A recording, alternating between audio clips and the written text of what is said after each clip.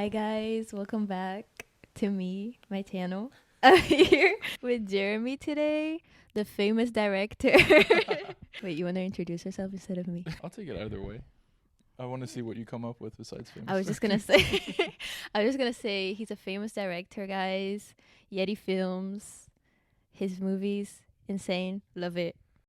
Thank you. I appreciate it. Your short films are amazing as well. By the way, yeah. Most recent one, Easter, was nice. You watched it? Yeah.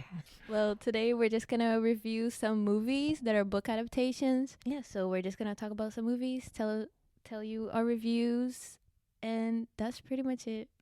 Which one do you wanna start with me or you? With you.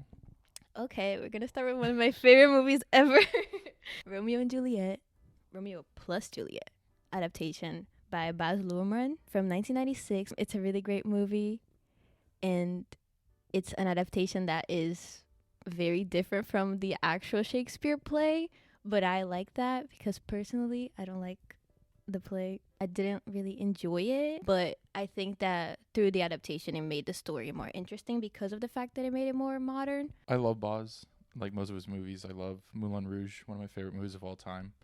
But this, it's so interesting because it's an adaptation in the sense he changes everything except for the text. Yeah.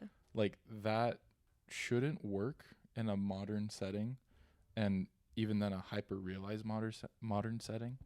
But, I don't know, you get, like, John Leguizamo, you get, I'm forgetting his name, but the guy from Scream, he's in this, which is funny. Like, it's a stacked cast. You get Paul Rudd in this as well. All of them just delivering their lines, which is crazy enough in this time period, but also just in a Boz Luhrmann way. Yeah. It all works. I just love his style so much. I feel like he could like adapt anything and I would like it immediately. Yeah. But yeah, I think that a good book adaptation, I was going to ask you this, but I forgot. I think that a book adaptation, like usually I'm very picky with them because I feel like they have to be very close to the story for me to like them. But I think that when he's able to elevate it like this and change everything, but still sort of like kind of like stay true to the story, but make it more entertaining and just bring more life to it. I feel like that's the way that you can do it through change, you know? Yeah, I definitely agree to a point. Like, for me, changes are good if they serve the story, as long as the essence is there.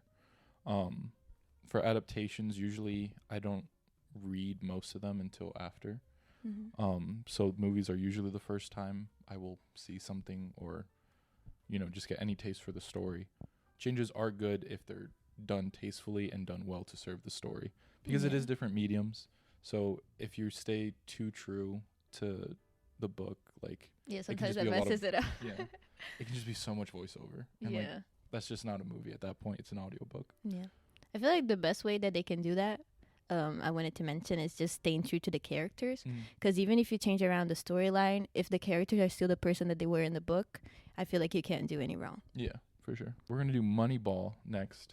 2011 movie directed by Bennet, starring Brad Pitt, and co-written by Aaron Sorkin, one of my favorite writers of all time. This, I haven't read the book at all, but the movie's just so damn good that I had to include it for a book adaptations video. I don't know anyone that's read the book, actually. Like, I haven't. I was talking with so many of my friends about who really like this movie too, but most of them didn't even know that this was based off of a book. Yeah, I had no idea. When you sent me that, I was like, is it really an adaptation? Like, what? It's like an adaptation / biopic. So it's just one of those books. It's just telling what happened.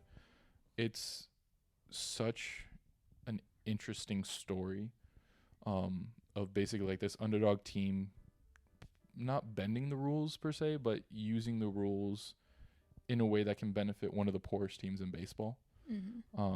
And I'm a sucker for an underdog story. It's also very much a dad movie, which I love dad movies. And yeah, it's just a satisfying movie to me. I agree. I mean, I just went into this blind. I had never even heard of this movie when Jeremy sent it to me.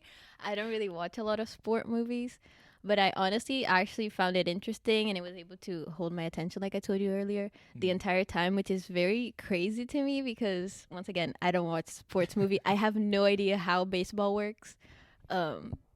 So to me, that shows it that it's a good movie if it was able to hold my attention span, even though I had barely any idea what they were talking about with the statistics and everything. And I like how you mentioned, like, it's a dad movie. It brings some emotion into the movie, because I feel like if they just focused on the baseball the entire time, that probably they would have lost me. So I'm glad that they added that to balance it out, even though it wasn't, a big part of the movie, the emotional aspect with the daughter and everything. I still think they did a good job in, putting that in.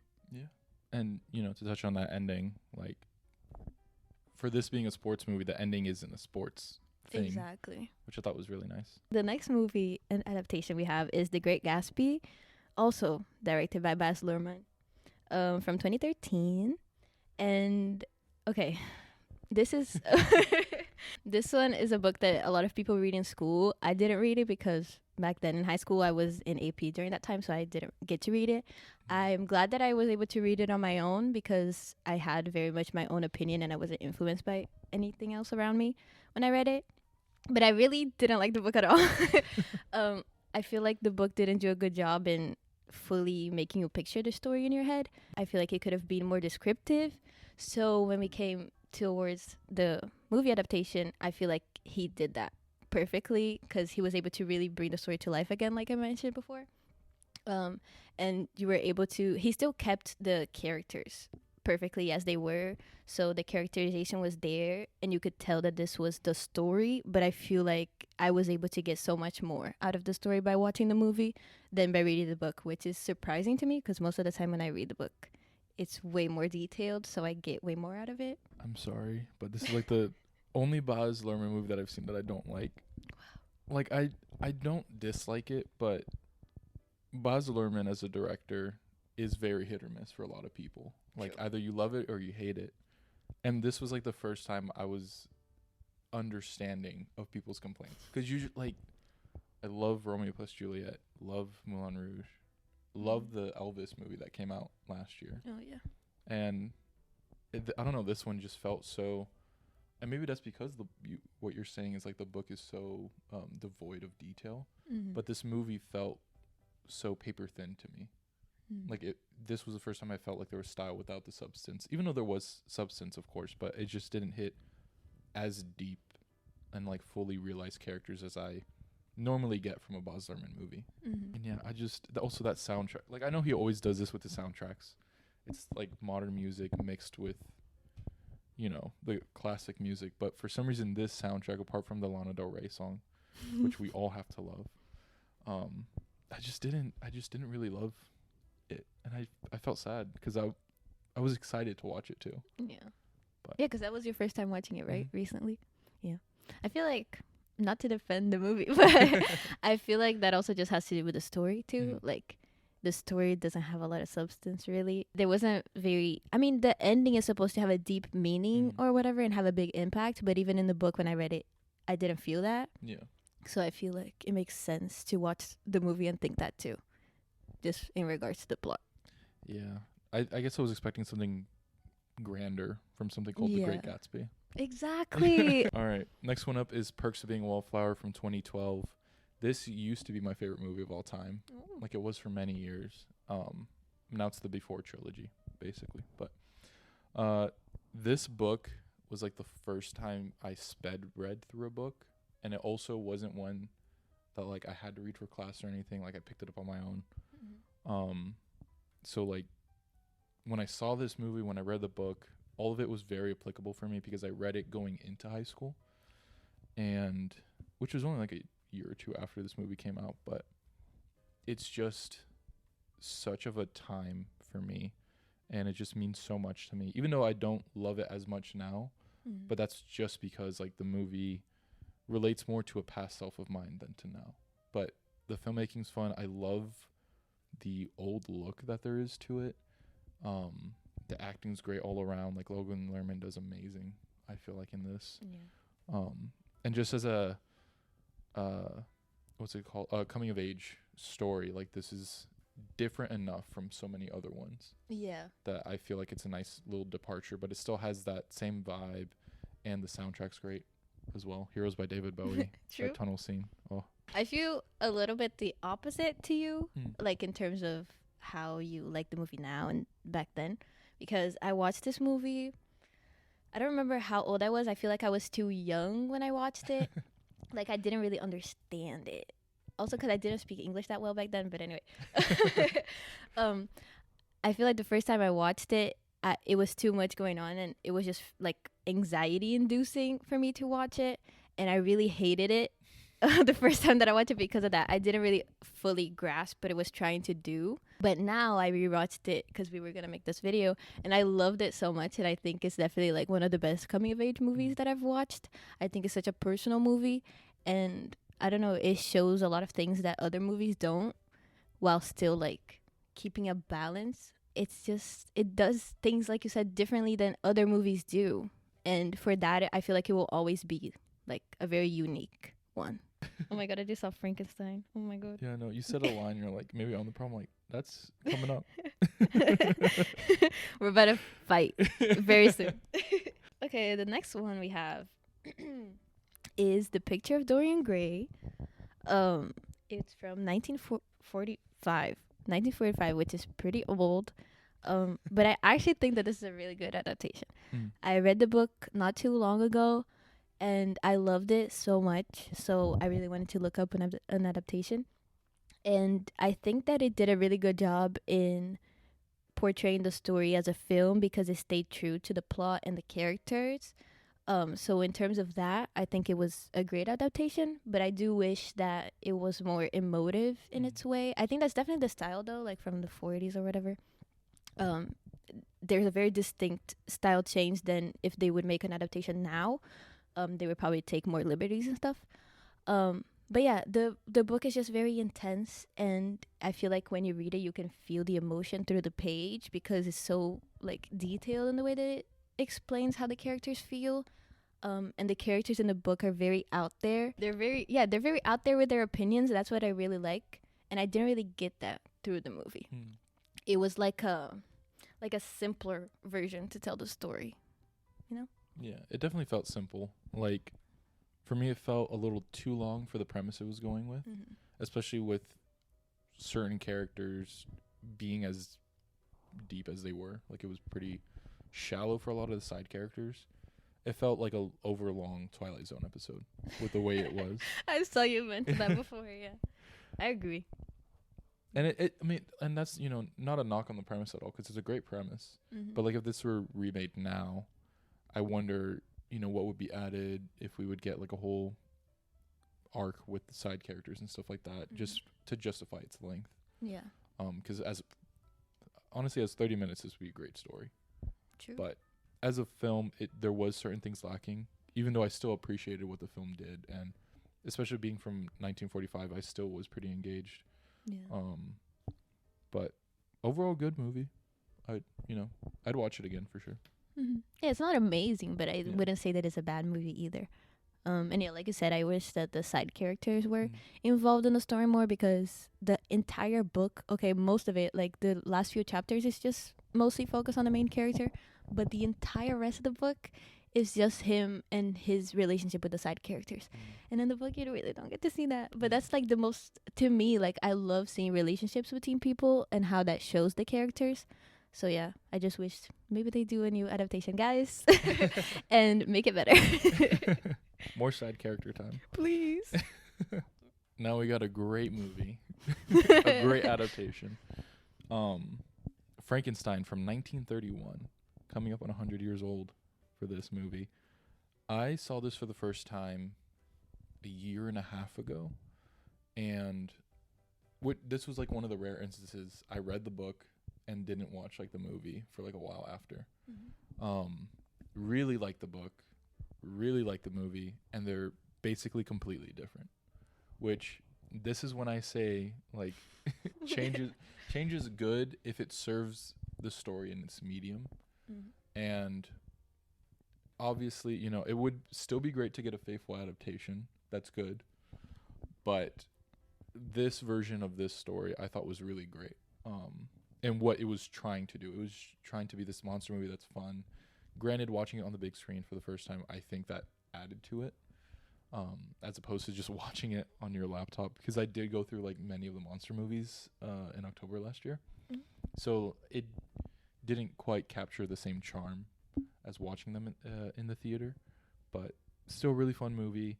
It's just so like, I don't know, it's just so solid, and for being almost 100 years old, it's still so fun, and I think that's impressive in itself. Okay, my turn. So when Jeremy told me to watch this movie, I was very excited at first because I love Frankenstein. The book, it's one of my favorite books I've ever read. It's very special to me. It's very dear to my heart. So, I was very mad after I watched it. Like Jeremy said, change is good, but I don't accept this sometimes. And when I watched this for the first time, I wasn't happy with it because I just wanted a true adaptation to the book, because the book has such a deep meaning about society, people, relationships, that I really wanted to see that in a movie, and I still really want to see that in a movie. But yeah, so to see an adaptation like this that just took away all of the meaning that I really like about this movie was a little upsetting at first, but I have come to terms with it now. I think it's a good movie now.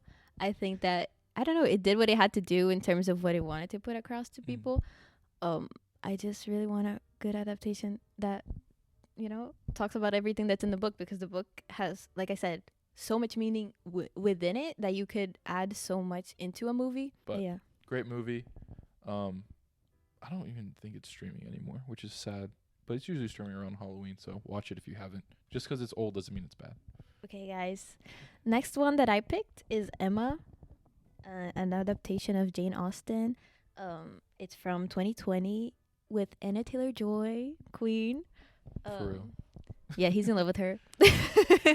I mean, I love this movie so much.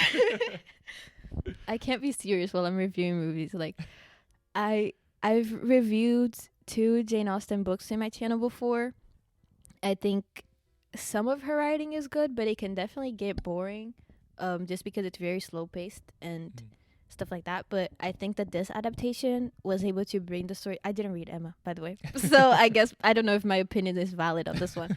But I didn't read Emma, but I sort of know like what her writing is like, and I think that this brought the story to life in a sense that made it way better than reading it would have been like to me, which hypothetically, because I didn't read the book. The acting is great, and Taylor-Joy can do no wrong in my eyes. Very and true. Like, I watched one of the scenes where they confess their love to each other on YouTube, so I could compare the other adaptations of Emma, and I feel like this is the best one. It's definitely like very different from the other ones, and I think that it does stray away a little bit from Jane Austen's vibe, but I feel like it's the best one. Yeah, no, really great movie. I saw this. This was one of the last movies I saw in theaters before the pandemic. Such a fun movie. Like, the vibes are just, it's so like, I don't know, but it's so pastel-y, but not in a Wes Anderson way. Yeah. I don't know. It's just a nice, sweet little movie. Mia Goth's is also in this, which is so funny to me, thinking of every other movie she's done. It's such a change. Yeah, it really is. But she does great in this. Like, the whole cast is amazing. Of course, you do think of Anya the most because she is the titular character. But I'm interested in your thoughts of comparing this to Clueless, because they're both different adaptations of that story. I mean, I'm a period piece girl, so to me, like, this is the best thing ever. Like, I love this movie. I've already rewatched it again. I'll probably rewatch it for the rest of my life.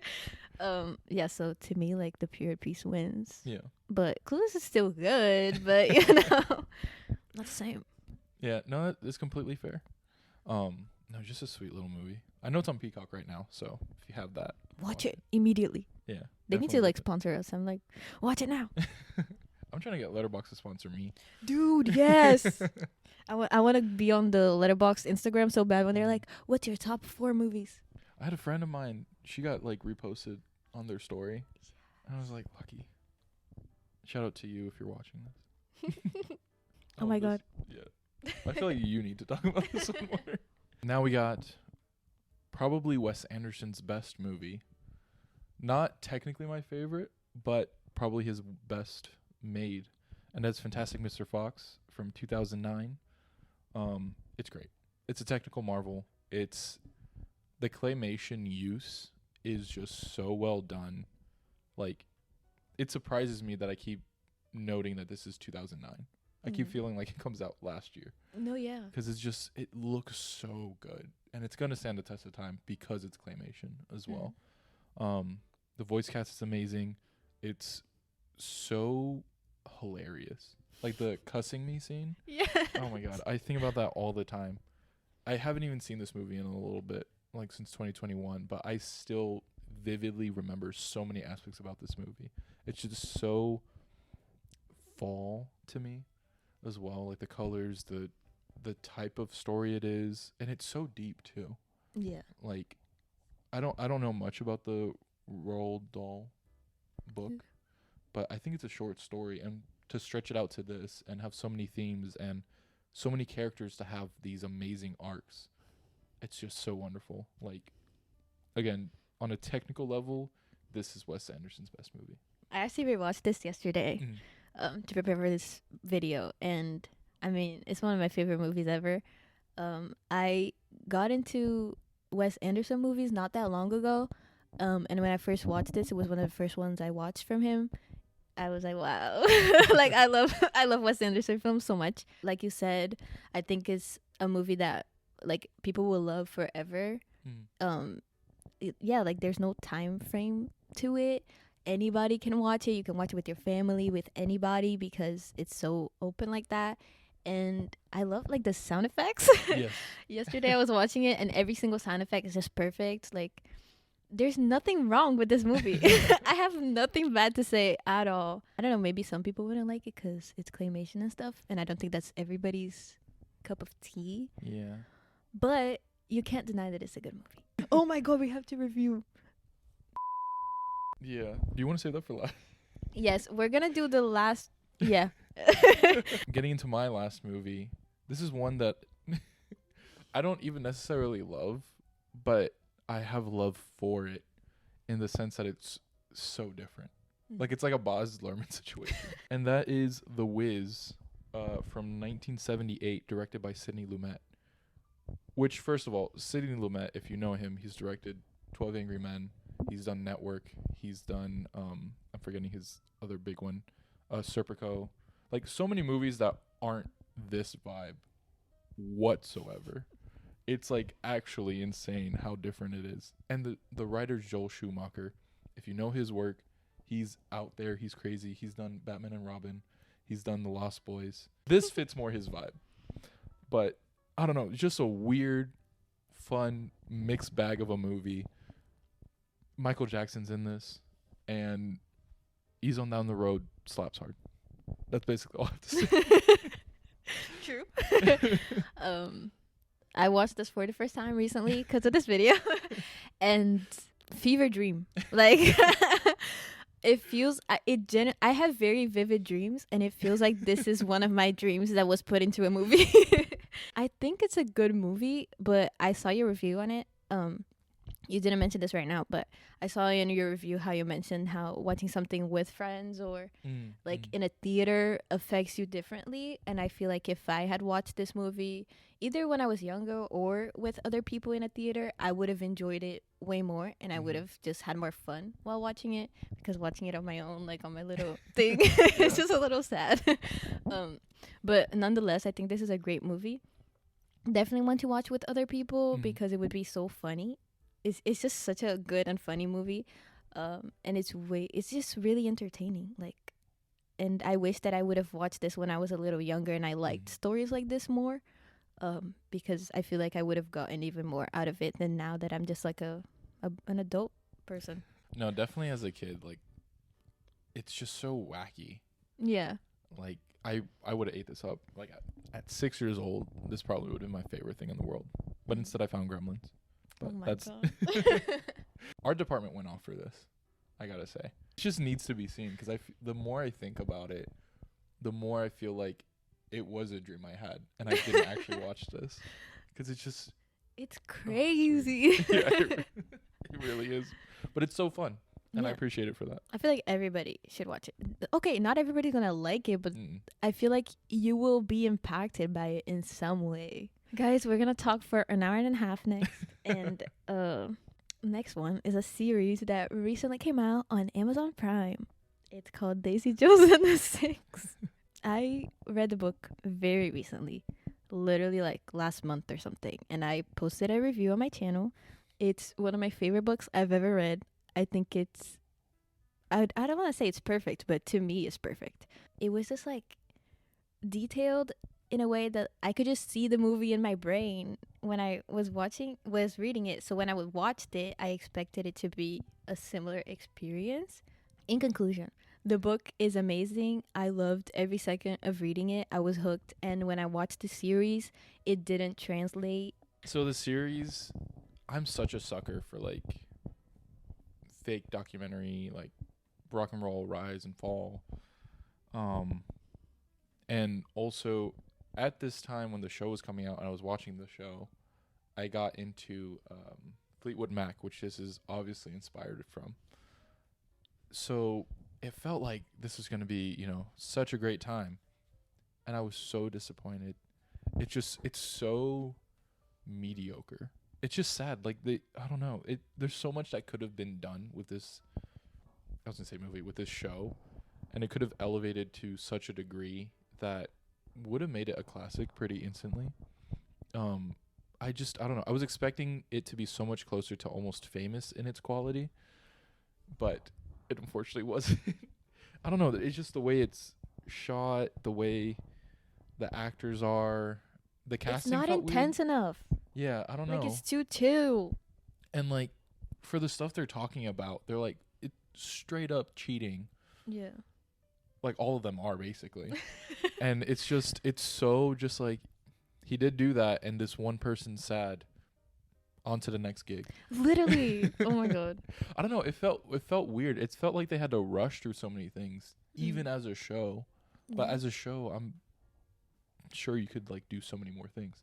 And they spent a lot of time on a side character that I didn't necessarily love because it felt like it was taking away from the story. Yes, I agree. I feel like the pacing was so bad in general, and they focused on little details that they didn't need to focus on, and things that were like a major thing in the book, they just brushed like over it. So that's why to me it just feels like a blur. Like, I don't know. I feel like they didn't really get like the main points of the book and make that the main points of the series. It did go by quick, which, you know, that's great. You don't want to like stay too long into a series, especially if it's a mini series, which this potentially might not be anymore. But I don't know, it went too quick and nothing was really impactful, especially in the last episode. There's a thing that happens. I don't know if we're talking spoilers, but there's a thing that happens. It's like, oh, whoa, no one else is sad about that. Like, we're just continuing on. And I get it, like, it technically happened in the past at that point, but the reveal is still, I don't know. And maybe that's a downfall with this, the way that they did the, you know, interview thing. It's like everything did happen in the past, so they're not. But that's the thing. Like, when I read the book, I thought that would mess up the story, but it was organized perfectly. So they should have kept that organization in the series, and that would have been it. Oh, huge thing for me. The two characters I really appreciated the most was the brother of the main character and, you know, that romance that he had with, like, Suki Waterhouse. That's funny that you say that because in the book it's so much more intense. And and I really wish they would have transferred that to the series.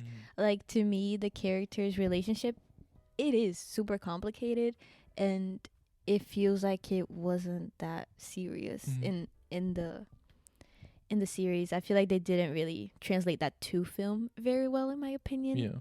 And also, let me just talk about the casting really quick. Daisy is casted perfectly, and so is, like, Warren the drummer. I love him. He should propose to me soon, but anyway. If you're watching this, please, I'm waiting, call me. I feel like the casting could have been done better in Billy and Graham, and also Karen. I mean, that's like my fault. I thought that she was like a Latina queen, and she Mm. was like British with a British accent out. I was so thrown off by that the entire time. Yeah. Once again, Almost Famous did an amazing job in portraying like bands and things like that. It's one of my favorite movies ever, so I am biased, but I feel like it did an amazing job in portraying that scene and the experience that people had in that scene. But Daisy Jones just almost like took that and toned it down like 10 steps. Like I Mm. don't know. How did you feel about the wife of Billy? Okay, so in the book, Mm. Billy is the main character. Everything revolves around him, and of course he's not a good person, but like that's still what the story is about, you know. And I wish they would have kept that for the show because they just made it all about the wife, and I Mm. feel like that's probably where they went wrong in the first place. It's important to show other characters' opinions Mm. and point of views in movies and everything, but they just made it. I don't want to say they made it all about her, but they did. Mm. And I feel like that just threw everything off. Because then we weren't able to, like, see everything through the perspective that the book gave me. You know, because I feel like during the book when I was reading, I was just questioning myself. I was like, is this man a good man or not? Like, and I didn't really get to have, like, that mental thing with the show. Because it was just, like, so focused on her and the pity that like the audience feels toward her. I think overall it just felt like there was a ball dropped. Because we do get certain moments where we do feel her pain. But it also felt like she felt pain. Like that's how it. And you do see she does emote, right? But it's I don't know. It's the whole series is weird because it does this thing. What you're saying, like it focuses on these characters, but it also doesn't feel like it is. Yeah, like dude, it builds up to like specific moments, Mhm. and then the moment happens, and you're like, oh, okay, Yeah. that's it. I don't know. I'm just sad. I was really. Also, I just want to mention really quick that Camila, the wife in the book, is a very strong woman, and I think it's definitely important to show that the strong woman thing is just a front, you know. But in the show, they made her such a softie, and I'm like, dude, the whole entire book is talking about how much of a strong woman she is, and how if she wasn't that strong, she wouldn't have been able to handle all the things that happened to her. Mhm. So yeah, like I feel like once again the characterization wasn't really there. I guess sort of spoiler, but like it's very How I Met Your Mother type of ending, and I hated it then. I hate it now. I don't know. It's just it feels like a cop out of an ending for It me. does. But that's the thing though. There's a scene in a specific part of the book that sort of like I feel like it sets like the tone Mhm. between Camila and Daisy. And then after that you're just like, oh, whatever. Like I feel like it's more disappointing to watch the show and not have read the book to see what their relationship was like between the two women, you know? So yeah, I don't know. It's a very complicated relationship between everybody in the show that I wish they would have portrayed that. It was crazy to me because I really tried to go into shows without having a negative mindset at first, you know. I really tried to like it and see the changes that they made. And I thought I definitely think it got a little bit better towards the end, the storytelling of the show, but it still didn't succeed in being a good adaptation, I would say. I would say watch Almost Famous if you actually want to see like the band aspect and life at that time. In terms of that was a perfect depiction. Everything is crazy and it shows that it's crazy in the movie. You actually feel it. And also the viewpoint in that movie too, like it's nice to see because you get it from a wannabe journalist. Yeah, just watch Almost Famous. Should have been that. Yeah, just watch Almost Famous. That's the moral of the story. That's the moral of the whole video. Yeah. That's gonna be the title of the video. Watch Almost Famous. I'm sorry to everyone that liked this series. I'm glad that you liked it, and I wish that I could have liked it too. Yeah, same. But yeah, guys, thank you for watching. I hope that you enjoyed watching me and Jeremy review some book adaptations. And yeah, I mean, I don't have anything else to say. Thank you for having me on. You're welcome. And go subscribe to his channel because he does movie reviews.